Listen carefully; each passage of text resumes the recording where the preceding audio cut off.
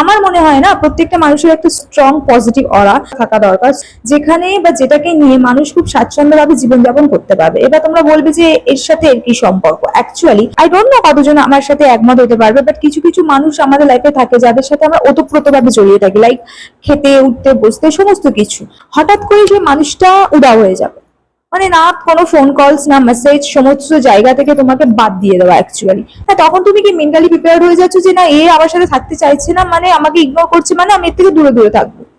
এই যে ইগনোর করার ব্যাপারটা কষ্টের না, কষ্টের হচ্ছে হঠাৎ করে 2 বছর 3 বছর 1.5 বছর 4.5 বছর 2.5 বছর পর যখন সেই ব্যক্তিটা আবার তোমাকে ফোন কল করে, আবার দেখা যায় কোনো কিছুই ঘটেনি, মানে আবার একসঙ্গে সমস্ত কিছুটা গোছানোর চেষ্টা করে, এই ব্যাপারটা কষ্টের। ভাই চাই না আমার কোনো অজুহাত ছাড়াই যখন সে তোমাকে ইগনোর করতে পারছে, সে সারা লাইফ তোমাকে এইভাবে ইগনোর করবে। যখন তার প্রয়োজন হবে তখন সে তোমাকে ডাকবে, যখন তার প্রয়োজন ফুরবে সে তোমাকে আবার ইগনোর করবে। এইসব পাবলিকের থেকে একদম দূরে দূরে থাকো, সে তোমার যতই বড় রিলেটিভ হোক, যতই কাছের বন্ধু হোক, যেই হোক না কেন।